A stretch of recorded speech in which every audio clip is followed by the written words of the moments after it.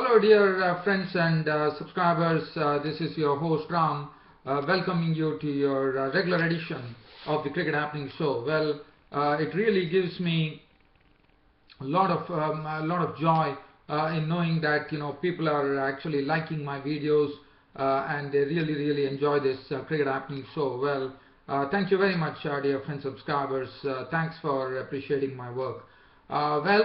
So as far as today's Cricket Happening Show is concerned, well, we are going to start off with the Afghanistan team being announced for World Cup 2015, which contains two new faces and two new young blokes. I'll be talking about that. That is the first thing that we'll look at, and then we'll head on to the fourth day of all these three test matches. The first test match between New Zealand and Sri Lanka. Well, Sri Lanka gave a target of 105 for New Zealand to win the match, so I thought the Sri Lankan tailenders did a pretty good job, especially Chaminda Ranga picking up his career best test score of 42 odd runs, and it was New Zealand who actually won the match. They won the match by almost 20. They won the match by 8 wickets. So that was the first match, in the sense that was the first test match which was played at Christchurch. So New Zealand take a 1-0 lead in the series. The second test starts on January the 3rd. Well, the other thing, the India versus Australia match is really hotting up. In fact, it was quick work done by the Australian pace bowlers of India. The tailenders were quickly wrapped up, and only a 65-run lead was conceded, and Australia towards the close had piled up 261 for 7, so they're essentially 326 runs behind, and it will be very interesting to see whether Steven Smith, the Australian captain, who really takes up the gauntlet because they are already 2-0 up in the series, nothing to lose, whether he would throw it to the Indians today by declaring the innings to see whether India can have a real bite at the target. That would be interesting to watch. They knew that India have really chased it well in the past match when Virat Kohli was the captain, whether once again Steven Smith would be tempted to do so, or whether he would give 1 hour's batting for his Australian batsman Sean Marsh and the other batsmen, and then see what he can get out of it. But in all likelihood, it looks like if Steven Smith could declare, we would really have a great game on hand on the final day of this third test match between India and Australia. And the other thing, West Indies versus South Africa, well, the West Indies definitely did a very good job on the fourth day of really putting up 275 for 9 on the board. They should, in the main, it was thanks to the two centurions. One is Brathwaite getting his third test century and showing that he's a very compact player and who can really stay at the wicket for quite a long time. And Samuels also getting into some form by scoring 105 runs, and also when he got his century, he was tapping his bat against the logo, probably saying that he's proud to be a West Indian. So that is one thing. Well, the South African bowlers really kept, but definitely there was a collapse for West Indies, as after a wonderful stand of 176 was broken, it was a real collapse for West Indies, as 7 wickets were lost in space of just 44 runs, which was sad. Well, so I'm going to come back to everything later, but first we are going to start off with the Afghanistan World Cup squad that has been announced for World Cup 2015. Now, as far as the Afghanistan World Cup squad is concerned, well, what they have done is looking at where they are going to play. They are going to be playing it in Australia and New Zealand, as you know.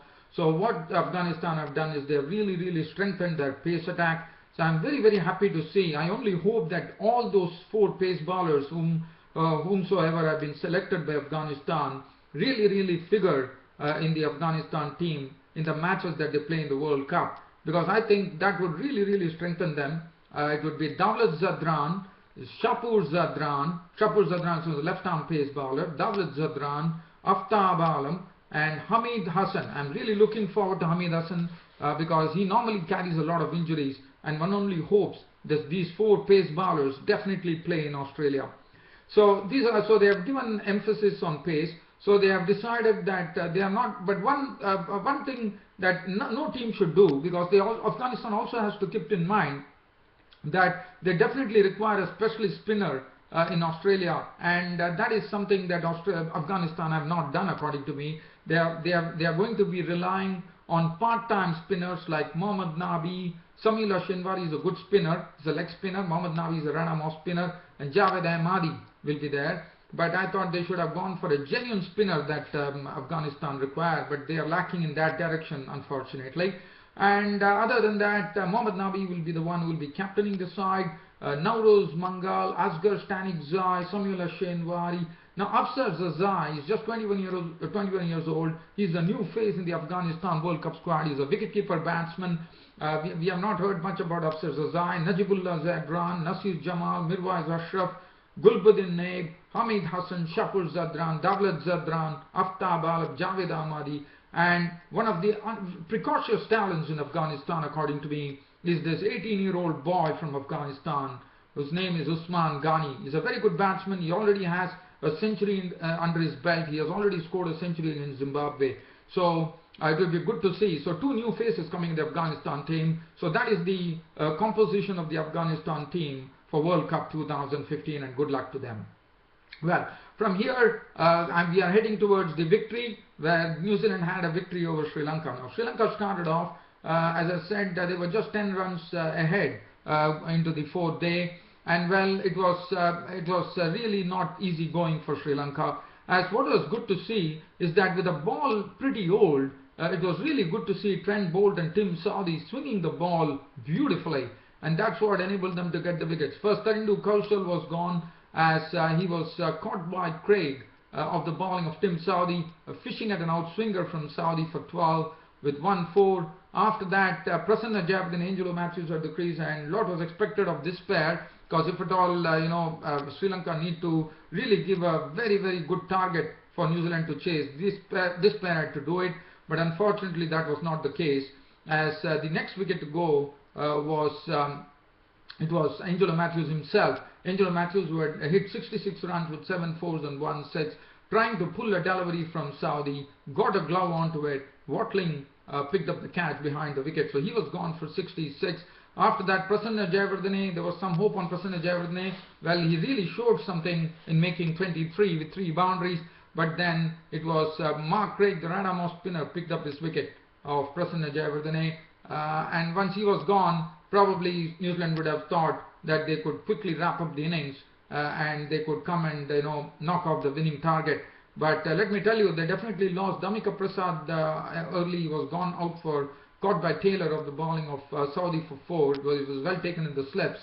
But the problem for New Zealand was that they had Sri Lanka on 348 for 9.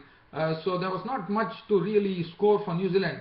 But suddenly there was a real sort of an acceleration in the proceedings. Shaminda Ranga started hitting boundaries plenty, and Suranga Lakmal was also doing very well, and both of them were swinging the bats wide, high and handsome, and they were just taking their chances, and the chances used to come through. There were also some edges and some nudges, but well, they kept on swinging. Shaminda Ranga kept on swinging, and well, suddenly the New Zealand were really, I would say, would have been frustrated. But this frustration lasted in a very, very good partnership. In fact, it was a 59-run partnership for the 10th wicket, which frustrated the New Zealand bowlers. And finally, New Zealand had to knock off 105 to win the match, with Shaminda Ranga playing an unbeaten hand of 45 runs of 62 balls with 7 fours, and he definitely picked up his test best score of 45 runs, Shaminda Ranga, and definitely showed that he could really hit the ball pretty hard. After that, Suranga Lakmal was the one who was out. Who was finally Trent Boult was the one who picked up his wicket for 16 with 3 boundaries. And finally, the Sri Lankan innings wound up for 407. And the bowling, well, the spoils were shared by Trent Boult and Tim Southee, both picking up 4 wickets apiece, and Mark Craig and James Neesham chipping in 1 wicket. Now, New Zealand was given a target of 105 runs to actually win the match. Tom Latham started off in really aggressive fashion and positive way, as he started hitting some sweet boundaries through the offside, and also we saw that Angelo Matthews, the captain, decided to throw the ball to Tharindu Kaushal to give him some confidence, and Hamish Rutherford, on the other hand, was a bit sedate, and then finally Tom Latham, after making 17, was a victim of the bowling of Tharindu Kaushal, as Tom Latham, trying to cut a delivery, was gone, caught by Matthews of the bowling of Kaushal for 17 with one boundary. In fact, he tried to hit him over and he was gone. And then Hamish Rutherford got a beautiful delivery from Chaminda Ranga. As you know, Chaminda Ranga is the one who can generate a lot of pace, and he also hits the deck pretty hard, and that's what he precisely did. By hitting the deck hard, he really got some real lift out of the delivery, and Hamish Rutherford was caught fending at the delivery, and Dikwala made no mistake and he was gone. Caught Dikwala, bowled Ranga for 10 in the slips, out for 10 of 10 with one boundary, which made it 43 for 2. And then finally it was Kane Williamson and Ross Taylor who ensured that Kane Williamson was pretty, I would say, he was very, very slow. He was not willing to take any risks at all. But Ross Taylor, well, he took a few risks, and finally New Zealand had finished off the match at tea time. After tea, they finished off the match with Kane Williamson not out on 31, with Ross Taylor not out on 39 with 6 boundaries, 107 for 2. New Zealand actually winning the match by 8 wickets. So, and they go 1-0 up in the series. Lakmal, I thought he bowled very well. He had a good line, 6 overs, 2 maidens, none for 16. Kaushal in his first test match was very impressive, even though he really withstood the onslaught of Brendan McCullum.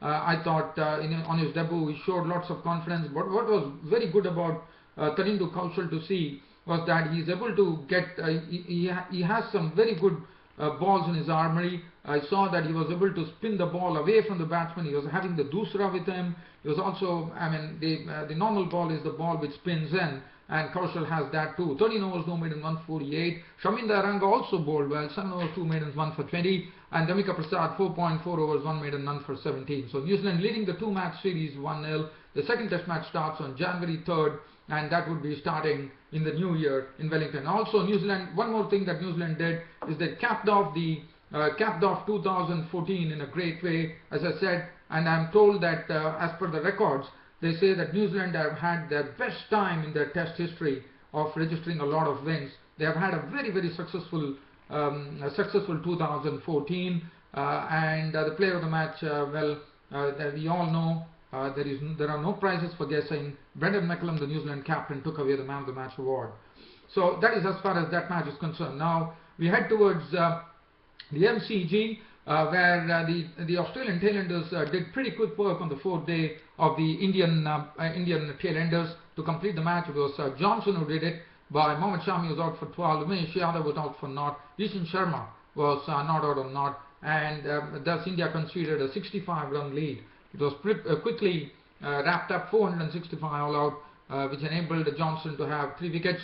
And Australia, in their second dig, they started off, I mean, they were 65 runs ahead, and it all started off with David Warner starting off in a very, very positive manner, as he actually creamed Umesh Yadav through the backward point for a boundary, and he also ran 4 of the next ball. It was a very positive start, and David Warner, continuing that positive start, really entertained the crowd with some pleasing strokes. And the other end, Chris Rogers was really trying to occupy the crease at the time with a few nudges and pushes. And then finally, Umesh Yadav, who was really taken apart. The majority of the runs that David Warner scored was of the bowling of Umesh Yadav. And finally, India got the breakthrough when Ravichandran Ashwin trapped David Warner, LBW, for 40 with 6 boundaries. That was wicket number 1. After that, Shane Watson came in and joined Chris Rogers. But then Ishan Sharma, who was the best bowler yesterday, he was really bowling the right areas. He was getting the ball to do something, and the Australian bowlers were really searching. And also in the post-match press conference, one would have heard that all the Australian batsmen referred, saying that Ishan Sharma was a very difficult bowler yesterday. He was absolutely bowling the right lengths, and he was really giving a lot of worries to the batsmen. And he was the one who picked up the wicket of Shane Watson, as Shane Watson tickled one from Ishan Sharma, and Dhoni behind the stumps took the catch. He was gone for 17 with 1-4.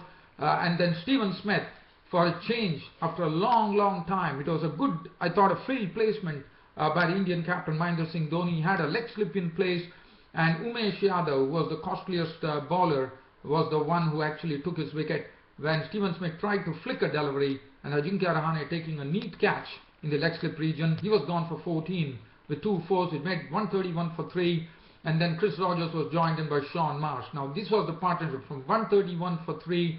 There was Chris Rogers was also, once David Warner was gone, Chris Rogers also stored his array of strokes as he was nicely stroking the ball, and Sean Marsh was basically nudging and pushing, trying to find his form in.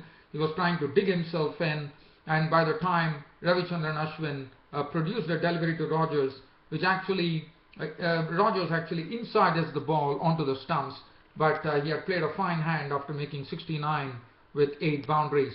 After that, Sean Marsh was there. He was there at the crease and was trying to get his confidence going there, and he was joined in by Burns. And Joe Burns had a very debut that he would like to forget, as Ishan Sharma picked up his wicket when he was caught behind for 9 with no boundaries, and then Brad Haddin was sent back to the pavilion by Umesh Yadav as he was caught behind for 13, and Mitchell Johnson was also into the pavilion pretty soon. Caught Rahane bowled Mohammad Shami for 15 with 2 fours, but Sean Marsh was really, I would say, sticking it out there, and well, he did stick it very well as he finished on an unbeaten 62 at close of play with 8 fours and 1 6, and with him was Ryan Harris, who was not out on 8, and Australia closed the 4th day at a score of 261 for 7. Essentially, they were 326 runs ahead, and as I said, it would be very interesting to see whether Stephen Smith would enforce in the sense he would actually declare the innings closed to give 326. I think Australia should definitely do it because they already are 2-0 up in the series, and we will see whether Stephen Smith is an attacking captain by declaring the innings and giving India, throwing a target of 326 at the Indians, especially considering it's the final day of the match. It will be interesting to see what Stephen Smith does today. Well, if he does it, I would consider that Stephen Smith is a very attacking captain. Umesh Yadav, 14 overs, 1 minute, 2 for 73 was costly.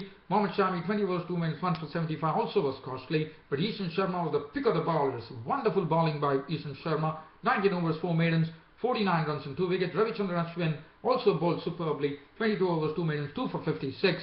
And that was the, so as I said, all eyes will be on Stephen Smith on the final day as to see whether Stephen Smith can throw up the gauntlet to India by declaring the innings at declaring the innings at the overnight score. It will be interesting to see whether he does it.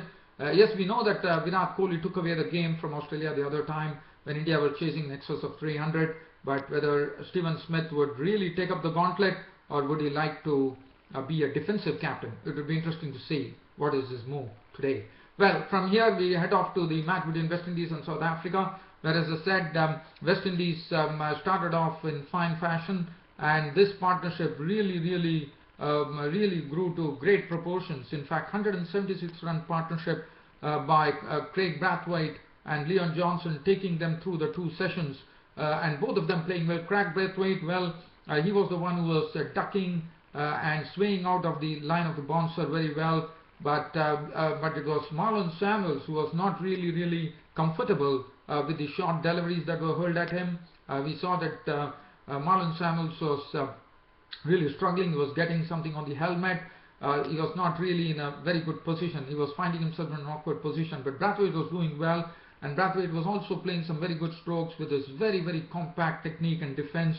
And Marlon Samuels was using his feet to the spinners very well. Imran Tahir once again was getting rammed by Marlon Samuels, who was using his feet and actually driving him and lofting him for boundaries. He also hit one sweet flicks.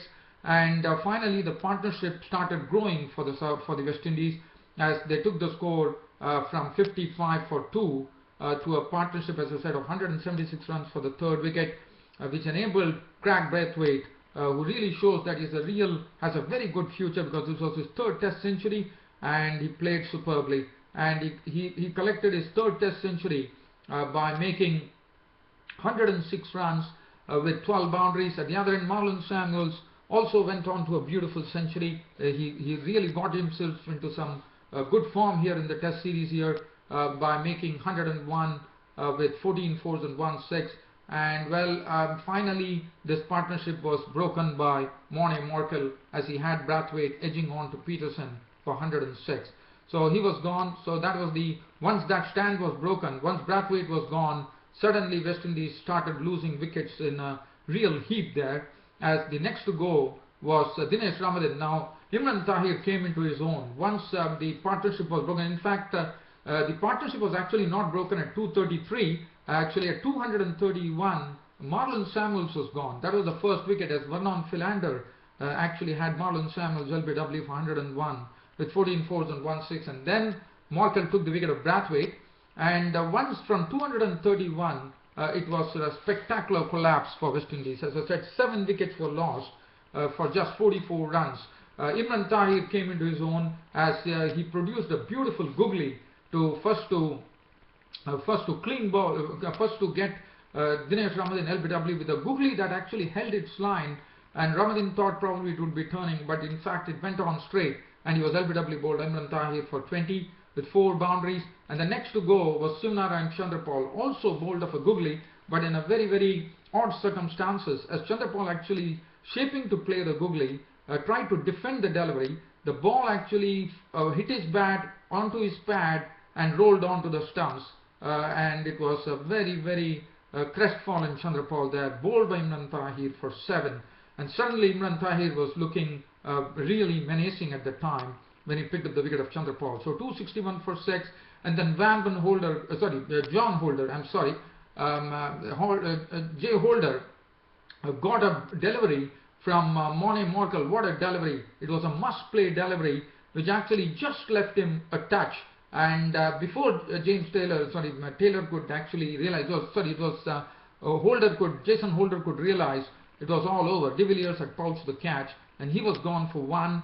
And after that, Suleiman Ben, trying to have a real swish at Imran Tahir, was caught in the slips for Peterson for 4.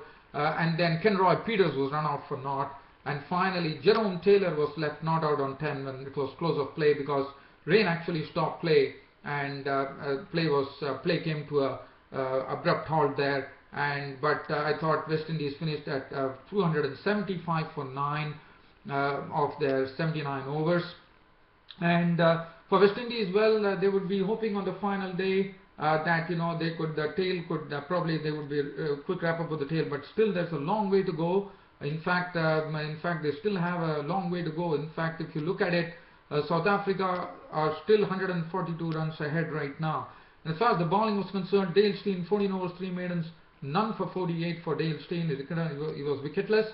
Vernon Philander 18 4, 41 1. But Morne Morkel was the pick of the bowlers, 20 overs 2 maidens, 69 runs and 4 wickets.